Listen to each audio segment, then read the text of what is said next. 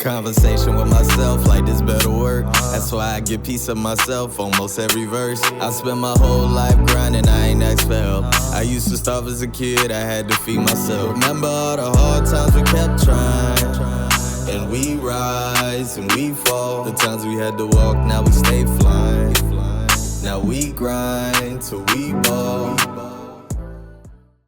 Like I stepped in Sriracha. Every time I spit, niggas shook like maracas. VV's got my chest cold, need a doctor. Slim with the chopper, turn this bitch into opera. 1500 for a walkthrough, affiliated, so these niggas watching who they talk to. For a brat, man, I want both, so I bought two. When I'm in the booth, I power up like I'm Goku. That ain't real smoke, that's vape. Now they got me beating on my chest. 8. Now they saying Zoey, you the best. Late, killing rap bitches, then go lay up with my bae like.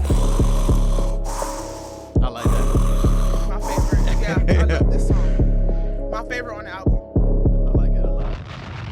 Bro, bitches talking, all I hear is rada rada. Never been a runner, but I rock Balenciaga. Flip the pack, I'ma get it off Alibaba. RPGJ, he a done daughter. She ain't making money off a rap. Rada rada. She ain't really touch 100K, that's cap. Yeah, I know she pretty, but she fat. Rada rada. She ain't really posted at the motherfucking track.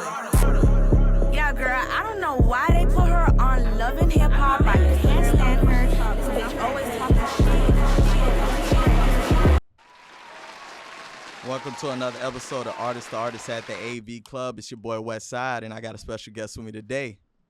My name is Zoey Brinxx. I'm a reality TV star, and I'm an artist, and my music is real good. Yeah. Thank you so much for pulling up. Glad to have you on this platform. So, usually I start with a certain question, but we got to go back to this topic, right? Okay. So the project, right? Mm-hmm. Tell me exactly, like you were saying, like with the project coming together, what was the process for you? Honestly, if we being truthful, so this is how it happened. Like, I don't really have an order when it comes to like subjects and songs. Like, if I feel a way or if I strongly feel a way about something, I just go all the way in, dive into that subject. So I feel like as far as my songs and the correlation with that album, like it really wasn't no correlation until I was done submitting all the songs. And then we came up with the theme and the concept of the album. And then we worked around that. So the concept was healing over revenge. So we basically, because all of the songs that I have made was not based on that theme, we basically, how do you call it? Like we separated them. We did a healing side and a revenge side. So the healing side it's supposed to be healing music. It didn't come out yet. Yeah. The healing part. And the revenge side is supposed to be obviously like street music, vengeful music, whatever, wooty woo. So that's how it came about. Okay.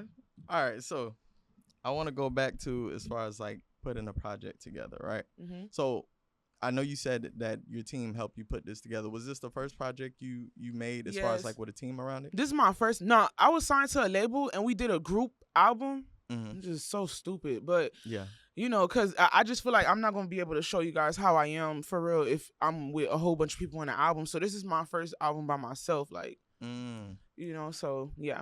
Okay, so tell me about that experience as far as like making a project where you getting input, because I know me, like when I'm making a project, you know, is either revolve around storytelling, like something I feel like it'll keep the listener from start to finish, or just the vibe in a sense, bring you up, bring you down, like, you know, cruise island vibe sometimes depending on the selection of songs. So like how was the picking process for this in particular?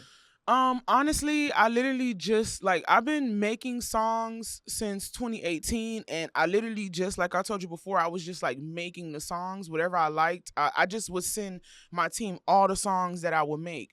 And then it was a proposition that came up basically with them saying that they can get somebody to fund a project for me. Okay. So once that proposition came up and we sealed that deal, we then began to come up with a theme for the album, and then the concept, and then the name of the album, and that's where we basically went from there. Like we picked the songs based off of the title of the album, which was Healing Over Revenge, because we had so much varieties to choose from and none of the songs was under one category. So we based it off of that basically. Okay. No, that's big. Okay.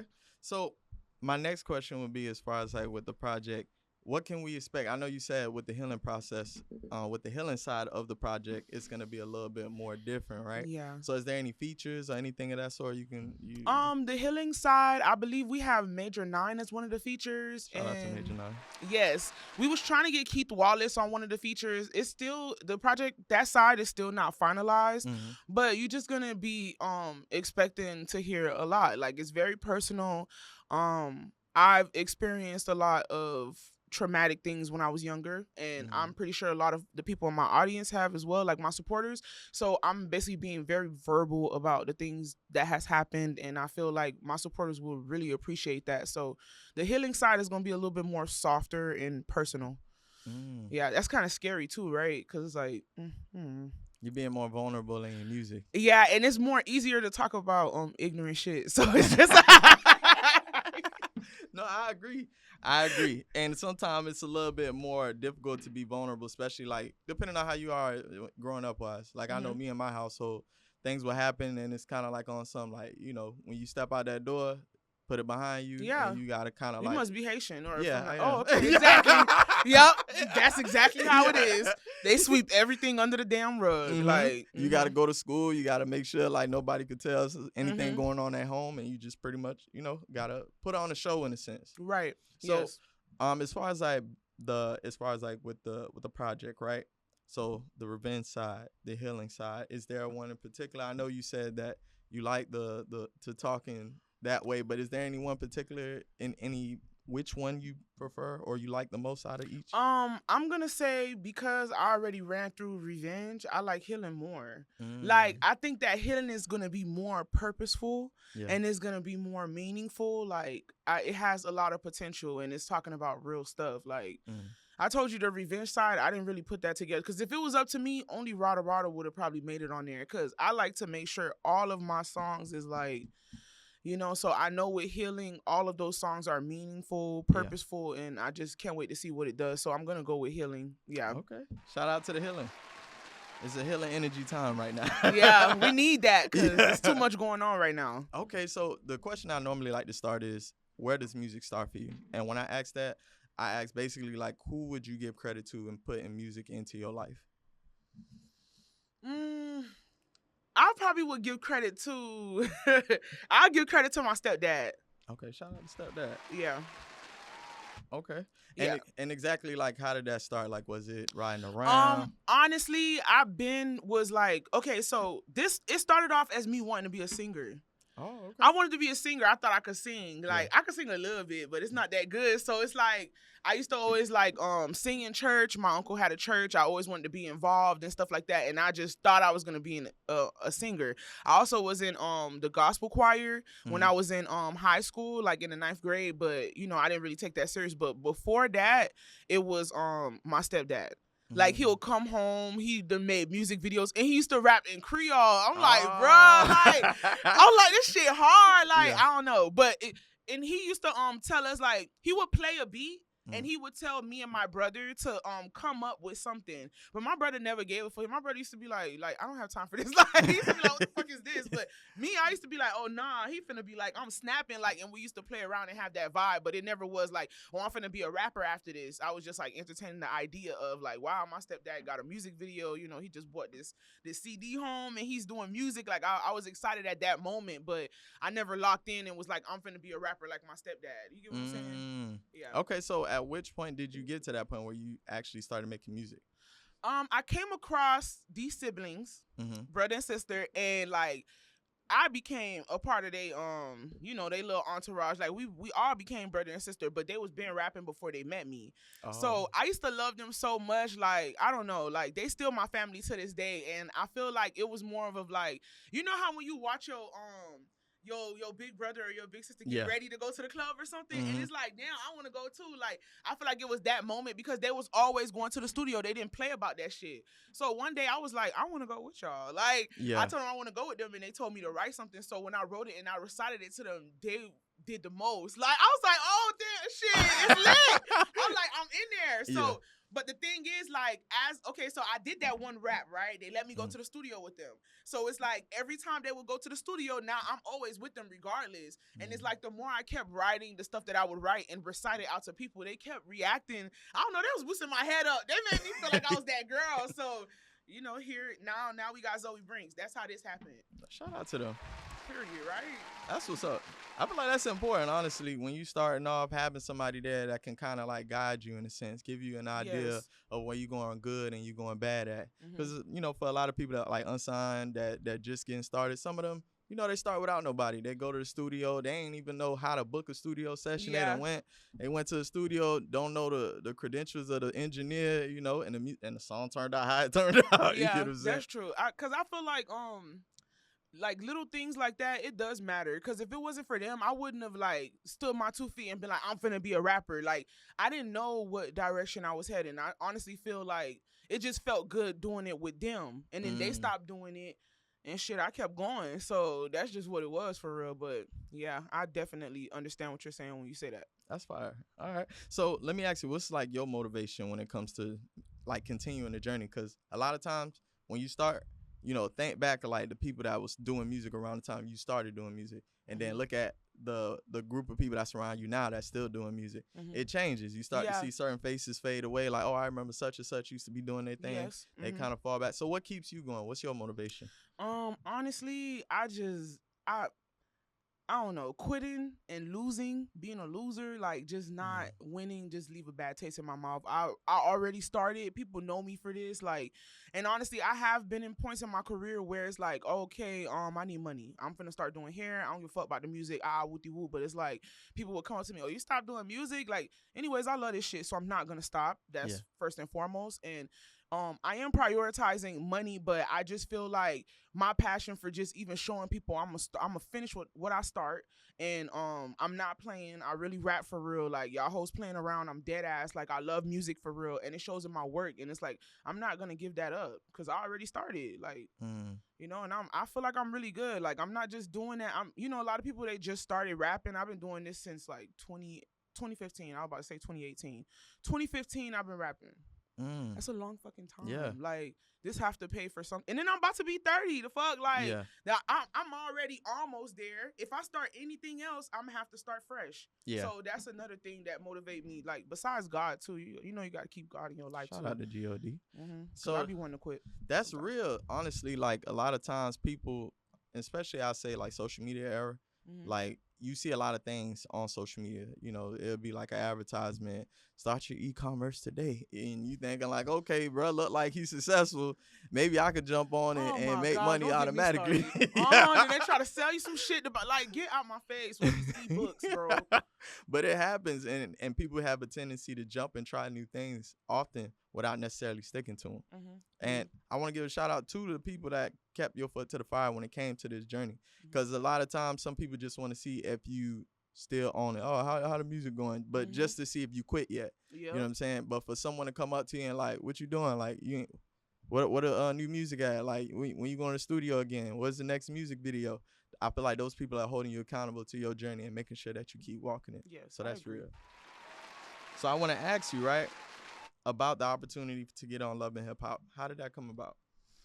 I literally just answered this question last night on FaceTime. So Okay. Right. She said, people want to know these things. You need to make a YouTube. But anyways, so what happened was I was just scrolling minding my business, scrolling on Instagram, and then I exited Instagram to check my email. I don't know why. I just checked my email. When I checked my email, I got an email with somebody saying, hey, we want you to participate in this TV show. They didn't say nothing. They just told me it's a TV show. We want you to participate. It looked like a scam, but I still called it.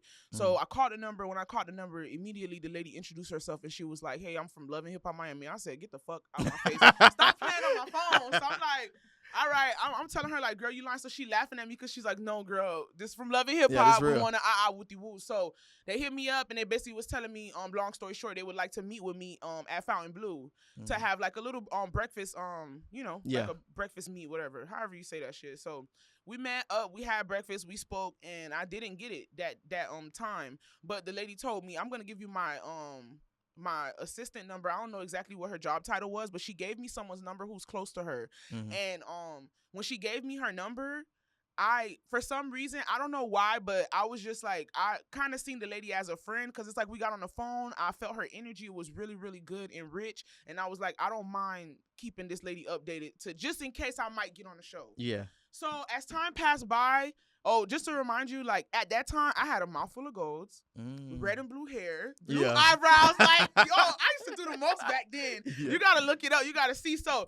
I had all that going on, whatever, but I didn't really have no story for real. I wasn't dating men at the time. And I wasn't really going through nothing like with my family or nothing really, but I was still updating them about everything with music, who I like, who I don't like, wooty woo, you know. So anyways, they told me to update this lady. So this lady get on the phone with me right after the meeting, and her energy was just so like everything. I was completely comfortable with her. So as time was passing by, I was updating her about everything.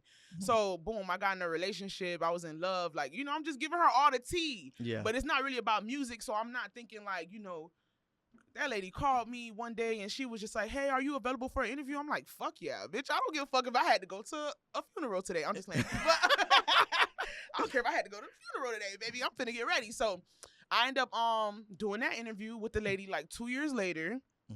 And once I did that interview, I filled her in and she was like, okay, I'm going to push for you to get on this season. Like, this time is for real. She's like, get your stuff ready. When you do the Zooms, like, just telling me how to carry myself, mannerisms, like how to look, and don't be shy, don't be scared with the woo. Like, just telling me all the focal points I needed to know before I get on this Zoom in front of the important people. Yeah. Like, the decision makers. So I did the Zoom.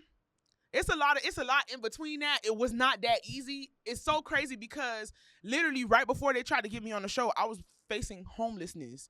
Like, it's just so much. I'll be talking all damn day. But basically what happened was I got it, whatever, wooty woo, and then it's like the process is not just right then and there you get on it. So once you pass one stage, you have to pass the next stage, basically. So once I passed that first stage, like after she prepped me and she let me know, you know, you gotta do this, that, and the third, she passed me down to somebody else, like virtually. So now I'm speaking to someone who's above her job title, and they about to put me in front of the people. So the thing was how Love and Hip Hop even found out about like my personal situation, me being homeless, and how that ended up being a part of the story is because at this time when I had to pass stage 2 with these other people, I was going through the homeless situation. Like basically my mom, she had like a Section 8. She don't got Section 8 no more. She bought her house. Shout out to her. But during the time she was on Section 8.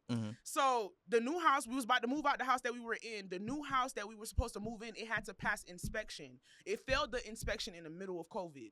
And you know, COVID, it was like a crazy, so and once it failed the inspection, she had to find another house, but we still had to move out the house we was in. So after that, I was homeless for like about 6 weeks, basically 2 months, like, you know, like a month and a half. So, they were telling me like, oh, this second, the person who they passed me down to do this second stage of the interview, they were telling me, oh, you have to get ready because, you know, you got to present yourself every time. You don't want to look boring. You don't want to look any type of way. So they're telling me what to wear, the colors. And I'm letting them know like, hey, I'm in a situation right now. I can't be getting ready back to back for these interviews for y'all because I believe this was like the second interview and I had one more to go. And I was just letting them know what it was. And I ain't gonna lie, my boyfriend, he was telling me, don't tell them. And I was like, I don't give a fuck. I'm telling them. Yeah. Because if I don't do it or if I don't present myself the right way, they're gonna think I'm not fit for the job, and that's not what's going on. I'm just in a bad situation right now. So I told them what happened. Once I told them what situation I was in, like to me, I'm just looking like, ooh, I'm glad I told them the truth. But to them, they like, oh, this bitch got a storyline. So at the time, I didn't know what that was. Like, so I got on the Zoom with them and stuff like that, and I didn't know at the time either that the person who brought me to the higher ups, he basically was telling me like, you know, as soon as you got off that Zoom, it was like an immediate yes. Like we always fight to get people on this show. But I think that it played a part in me being very open, emotional. Like we talked about my homelessness, the stuff I was going through with my family, my relation. Imagine all that in a Zoom. Nah, that's deep. Like I'm talking about crying, laughing, crying. Like it was just up and down. So I get why they gave me the job and I'm so grateful. But yeah, that's the story. Damn. Yeah, it's a lot. Damn. I ain't know. I ain't know. I know. A lot of people don't know. Nah, and I can relate to that. I've been through my share of homelessness, you know, single parent, trying to take care of kids. You have kids? No. My mom, like her taking care of me and my brother, you know, and it ended up being situations where we was homeless, you know, and that's part of you going to school and it's real outside of school, but you can't let them know how real it is. you gotta, if you gotta grab your little school clothes out the back of the trunk, put it on, put your book back on, and go into school. You get what I'm saying? But not anybody really knowing, okay, what's going on when he go home, he ain't going home to a home. He might be in the car tonight, or he might be in a hotel. Wow. So that's real. And the fact that you was able to open up to them, that shows like growth in a sense, because a lot of people go through things and they won't say nothing. Want to say nothing. Yeah, and a lot of times you never know who's going through the same thing. You know what I mean? True. So that's real. That's real. And I love the fact that it paid off in tenfold, because that ended up being what got you across that line. You know what I'm saying? Who knows? Maybe if you didn't say it and they like, I don't know. Let's see about somebody else. Right. Maybe they got a bigger storyline, and instead of going with you. Honestly, I feel like that played a big part in, because you got to understand, anybody, and another thing is, anybody can just be like, oh yeah, I was homeless, man, act like they don't care. Like, when I brought that up to them while I was on that Zoom, anything that I've ever owned was in my back fucking trunk. Like, you get what I'm saying? So it's not like I could talk about it. Well, me personally, it's not like I could talk about it and not cry. I was like holding back from a mental breakdown in front of these people on the Zoom, because like I was literally going through it. Like, I was literally sitting in it and having to talk about it to these people. And this conversation is, in my head, I'm like, this conversation not gonna change nothing. Like, if they don't pick me, I'm still gonna have to face homelessness.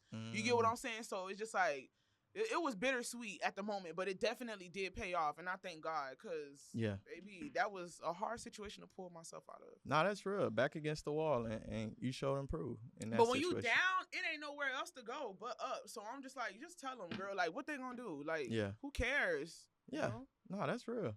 And it's crazy. Like, now thinking about it, the show and how it goes, it would make sense. Like, if you going through something, it's more that they can give on your part, and you contribute more to the show.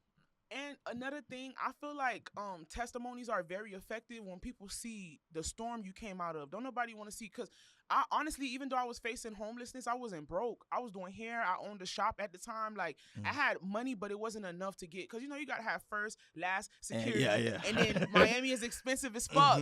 So you would have to have like $5,000, $6,000 and then some for you to move in. So at the time, I probably had like $2,000, $3,000, probably like $2,000, not $3,000 completely, but almost $3,000. And it's just like, I was still working, like trying to get my money, like trying to make sure. It was just a lot, but I got through it. So I'm grateful for that. And I feel like you gotta show people. I could have went on there flexing. Like, I could have lied and faked it. I could have tried, like do a little, but I just didn't. I feel like it wasn't worth it. And I feel like people appreciate seeing me go through all that stuff. And now it's like, okay, I'm fine, you guys. I got a place. I'm good. I got a car. Like, I don't stay with my mom anymore. I probably wouldn't have moved out that fast. Haitians be staying with they damn mamas and daddies until they like 35, 40. I moved out. I'm happy. I'm the first to move out. So, shout out to you. Shout out to very you. happy. And another thing you said that was like big, that caught my surprise, which was the part where you said you got the email and you hit them up, because in the social media era, we get hit up a lot, especially when you are consistent with putting out content. You're gonna get offers, you're gonna get hit up from different kind of people, and sometimes you can't tell which ones is real and which ones is fake. So the fact that you got that email and you said, I'm gonna give it a try anyways. The fact that you checked your email, because how many artists got an email that they baby, don't look at? The money is in the emails, honey. Anybody, you don't know. Like, Fashion Nova could hit you up right now. It could be something so small you never know. Like, you gotta check them emails, baby. No, that's real. That's real. So let me ask you, as far as like the creative process, right? What's your process as far as creating music? Do you write? Do you freestyle? Like, I cannot freestyle worth a damn. I can't. And then I'm an overthinker, so I'm like, bro, this shit gonna be buzz. Hell no, I'm not saying that shit. I agree with you. Like, that's how I am. When it comes to freestyling, as soon as I feel like something stupid is gonna be said, I'll be like, yeah, no, I'm done. It might be 3 bars in. Yeah, that's it. I pre-think what I'm finna say. I said, them first 2 lines hard. I can't come up with something else, baby. The freestyle over. Like, I'm over it. Just shit. So as far as like when you in the studio, is it just you by yourself, or do you have other people in there? Like, what's the space? I used to kick people out of the studio. Damn. For real? Not like, get the fuck out. No. Mhm. I just be like, oh my gosh, y'all, I'm shy. I'm not saying shit until everybody get out. Back then, like when I had first started, because remember I started with a group of people. But now I just be by myself. I go to the studio by myself. I literally indulge. I enjoy literally just me and my engineer. Shout out to Untitled Miami. Shout out. His name is Retro. He's the only one I want to work with. I like to create personal relationships with my engineers because if something sounds whack, you have to tell me. And I want to know that it's a person that's not just talking just to talk. So, you know, I try to find, you know, somebody who I like, even though it's hard. Yeah, I try to find somebody who I like. After that stage, okay, boom. So let me walk you through it, right? Yeah. I be smoking here and there, but I try not to do it too much. I'm not like a heavy smoker, but I do smoke. But besides that, like if I'm writing, like creating the music, this is how I do it. So I put the beat on, right? As soon as I put the beat on, I'm not really focusing on words. I start making sounds, like sounds that I feel like, okay, so it's so much that I learned, bro. I don't want to sound like I'm all over the place. Nah, you good. First of all, like your voice is an instrument. Fuck trying to snap. Fuck trying to be hard. See how you can utilize like your voice and make it sound like it's an instrument that belongs on this beat. That's the first thing I tell myself. Once I find me my flow, like that sound, I'm finna ride that shit. I'm finna add words. I'm finna see what, and then after I add the words, if it's weak, I'm gonna tighten it up and I'm gonna make the bars solid. And that's how I create my foundation in creating songs. I like that. That's the sauce. Don't steal my sauce, y'all. Nah. I need your process. Well, how you do it? All right, so in the beginning, I was very shy when it came to like writing music. I wouldn't even write around people. I would write literally by myself. So in the beginning, it was more so like my brother would ask me like, "Yo, you want to get on this song?" I'm like, "All right, cool." And now I create, and that's how I like slowly began to like learn like, "Oh, okay, I can make hooks." You know what I'm saying? He might only have the beat in his verse, and he like, "Yeah, I don't got nothing else." So if you could come up with something, you can get on this song, and that became the objective every time. Yeah. So then after a while, it was like, all right, well, I want to make my own. So what's the process for me? Just me being myself from scratch. And I make sounds too, but it's more so like No, that's how you do it. Yeah, so after I get that, then I'll sit there, concept, and then piece it all together, and that's how I end up writing the song. Yeah. But in the beginning, it was a process because it's like even recording in the studio, I didn't know how the setup is supposed to be. So the studio, not knowing where I'm booking, I'm just booking. And they used to have the headset so damn loud. So when I would rap, I would sound like I'm yelling. So my early songs, I sound like Meek Mill. Like I'm in there yelling my bars. And I'm like, damn, why am I yelling? It's because the headphones so loud, I'm fighting against the beat. You get what I'm saying? So now I'm the same thing as me and the engineer, or if it's a feature, I have the artist in there. Why you so loud, bro? You want me to turn the headphones down? Yeah, that's what it took. I was like, one song, I was just like, can you just put it down some? And then once you put it down, I was like, oh, damn, that was the issue. You know what I'm saying? But that's something you learn. If you don't got really somebody like teaching you like, hey, this is how it's supposed to be when you're in the studio. True. It should be like this. You know, make sure you're comfortable to stand the third. Even like how you pronounce your words and lifting your head up when you saying it, so the your phone position. Yeah, because some people be like, yes, and then you know something. Yeah. So that was another thing I had to learn. Put your phone up, pick your head up. You know what I'm saying? Project, and it just enunciate. Yeah, it just step by step. I was teaching myself, and I do research too. I'm not afraid to go on Google or YouTube or watch interviews of like artists, and they give off like what they learned and how they start doing this and that and the third. So I'm big on that. Okay. Yeah. That's cool. But okay, so next I want to go to as far as like with not criticism, but I don't want to hear what nobody got a motherfuckers. Okay. I'll just laugh. I was gonna say because input is a thing, and it's like depending on the artist, everybody take it different. You get what I'm saying? So what's the question? So like, how do you take to input? Like, are you a person that are open? Like, you make a song, do you send it to people and get? Oh hell yeah! So this is my thing, right? I find it so disrespectful while I'm in the studio figuring shit out, you pitching your ideas to me. This is not even a final thought. Get the fuck out. So that's I do not take critiques while I'm in the midst of figuring out what the fuck I want to do. That's the only time I don't like that shit. Now, if it's critiques afterwards, I send it to you for a reason. You don't have to like it. And that's what I was on FaceTime with one of my friends. Remember earlier when you heard me? He's the one I sent it to because he don't give a fuck if it hurt my feelings or not. He want me to be great. So yeah, and I don't share my music with everybody. It has to be somebody with good intentions because people will use that shit to hurt you. Like for example, and I'm gonna bring it up because I don't give a fuck. Big D on Love and Hip Hop. Me and him had issues before we did that scene. So he tried to get his big moment. I'm saying that, oh, he don't like it and it's trash and this, that, and the third. Like that nigga brought me to my first label I was ever with. Like we had a uncle and niece dynamic, basically. Gave me my first Rolex, bought me clothes and everything, make sure I was straight when I first started my career. But he put me in a bad deal and left me with some people to sell like some, cause they was buying beats from him, whatever case. I don't care about the business behind it, but moral of the story is like, I'm bringing it up because a lot of people think that I don't like to take constructive criticism, but they don't understand like TV and real world is two different things. Like, you get what I'm saying? I'm open to criticism, especially if it's somebody with good intentions for me, but it depends on the intentions. Yeah, so that was the situation on Love and Hip Hop. I don't know if you watched it, but I feel like a lot of that's misinterpreted with me. Like people think that I'm just so like bitch, I don't give a fuck. And that's why I just did that when you asked me the question, like playing around, but it's not that. It's just it's based solely off of the intentions. Like if I know you got good intentions for me, I want to know what you think when it comes to my music. See, that's the thing when it comes to like seeing somebody through a screen, right? Whether it's social media or TV, it's a piece. It's not necessarily the bigger picture. And nowadays, a lot of times, things get clipped. Right? That's a beautiful way to word it. It's a piece. It's not Zoey Brinxx in its entirety. Exactly. And I feel like it's irresponsible at times because people like, headlines and things like that, they'll take a clip and make it the full story. Like how they did Lil Yachty. And thank you. And that's where I was going to go next. They did that boy dirty. Oh, my God. But before I watched the full clip, I don't give a fuck. I don't like how he was talking to him. I didn't agree with it just because of the fact that he was saying he wanted to really show, like, hey, you wouldn't be here if it wasn't for me. I get it. But it reeked of arrogance to me. Like, I feel like, let me remind you. It's like you could say it one time, like, okay, be like, if you didn't have a successful friend, you wouldn't be in that position either.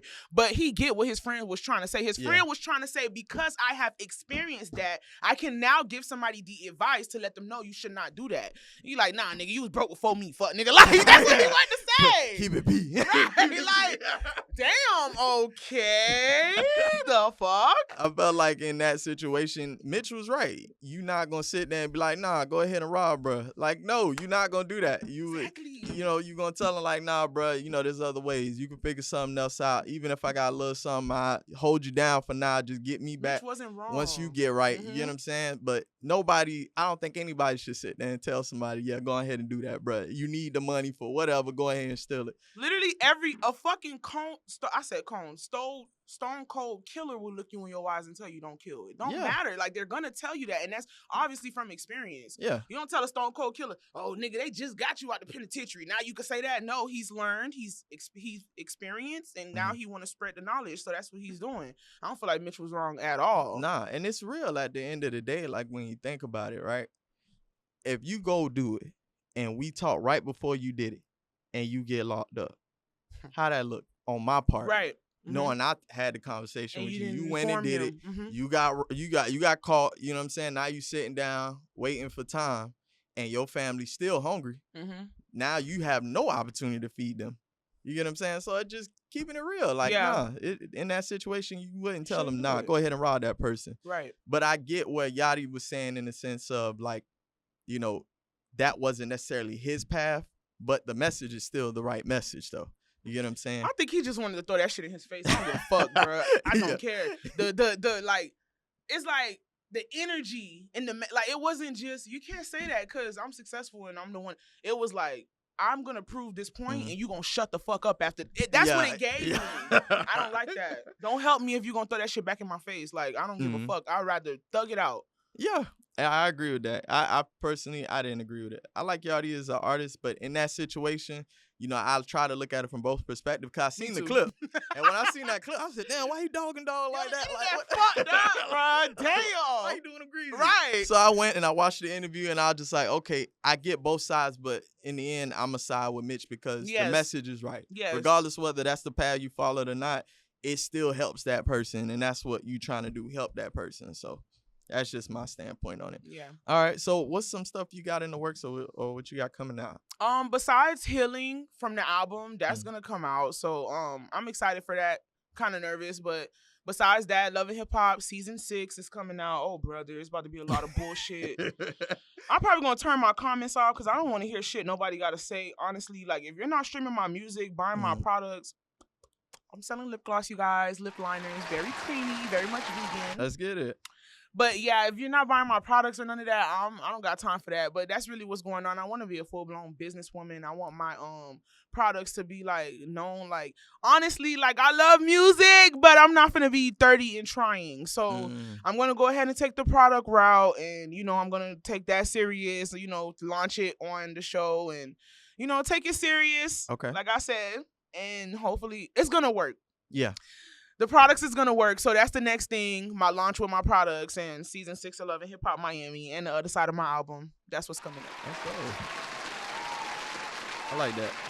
And at the same time, even if you're one foot more on the product side, it still doesn't take your foot out of the music. You know what I'm saying? Just like those people that is still gonna come to you and be like, all right, I like the products, I really like it, so what's up with that music, bro? Yeah, the products is just the fun of my life. Like your girl is supposed to be living in like a high rise with a fitness center, and I already know how I want my career. Washer and dryer in the unit. Like it's just a certain lifestyle, like a nice little condo. But I'm gonna purchase property, of course, but I'm saying like near future, like how you have immediate goals. Like I'm just trying to transition real quick. So I just have these ideas that I wanna put into movement. Like I wanted to start moving, and yeah, that's my next thing. This is really like I'm passionate about cosmetics, but I know it can make me money. Yeah. So that's what this is. But I still love music. That's my first love. Yeah, beauty sells, regardless. Now I learned that even during the pandemic. Like, everybody still was getting their hair done, baby. I'm talking about wig installs. Yeah, come in. Let me put your mask on. While I was one of them. So how do you go about like as far as the commenting? Like, how do you process that? Because some people can't help but look at comments. I wake up to fucking fat shaming comments every day. Like I could be going through something for real, like relationship wise or something personal, and I open my message and somebody want to make a fucking fat joke, and it's just like I don't know. Sometimes I do, like if I feel like it's a scary ass bitch on a fake page that I know that used to be friends with me and she trying to say something personal or some shit like that, bitch, I'm gonna come for your ass. But if it's a fucking stranger, like literally eat a dick. I don't care what you have to say. Like you're watching me on TV. I don't give a fuck if I'm fat. You're not fat and you're still not on TV, bitch. Like I don't give a fuck. Leave me alone. Like that's really how I see it for real. My problems in real life is way bigger than anything that I see on the internet. So it's like, yeah, I see it sometimes. Sometimes I indulge in it. Sometimes I'll be like, I'm finna let this motherfucker eat their words and I'm gonna shit on their ass. Like I'll see you next week on Monday from VH1 on your screen, bitch. I don't care. I like that. At the end of the day, a lot of times people that comment negative stuff, miserable, funny looking, no shade. You look at their page and ain't it's even like, a real profile picture. They would not come out in public. They wouldn't be in front of no camera. It take a lot of guts to do this shit. Like it's a lot. So and they rather sit there and throw stones in the dark at people that's actually trying, getting up, putting the work in. You know what I'm saying? Trying to build a legacy, trying to make marketing for myself. You know what I mean? It takes a lot to do this. It's not easy and it's not simple. And I feel like a lot of people that don't make it in that after that first year or two stage, they quit. It's because they don't understand that this is a lot of work. It is. You know what I mean? Ain't nothing glitz and glamour until the end. And you working nonstop for however long it may take you to get to that. But it don't start that way. That shit be feeling like, I was just talking to somebody the other day and I said, this music shit feel like a curse. Because it gets dangled in your face and you're literally chasing it whenever the fuck it happens. Like you have no guarantee.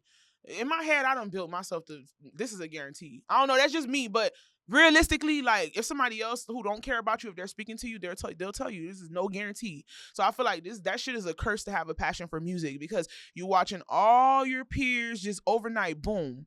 Even if it ain't overnight, it could have been a month or two from now. But bitch, I wish I was a month or two from now. You know what I'm saying? Yeah. It's so crazy how they'll probably take this clip in a month or two from now. You never know. But I'm just saying, like, that's just how shit works.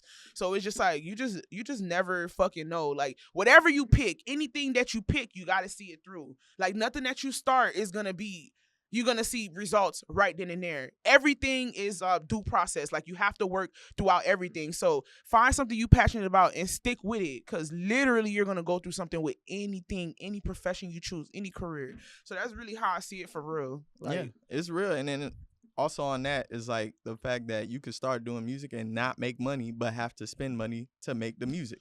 You get what I'm saying? Woo! And that is a process in itself. That's coming what makes out. me want to quit sometimes. Let me pay Yes. pay you, and then the song come out. You know, it did its numbers, but it, you know, if you're going based off of streaming and stuff like that, it ain't really paying the dividends back to you. It's like, I want my money back. Yeah, and you still gotta, okay, next song, I gotta pay you. I gotta pay you. It's some delusional shit. Just for everybody to hear this tune, like, y'all stream my shit, bro. Like, for real. Run them numbers up. For real. Stream my shit. Run both projects up. Right.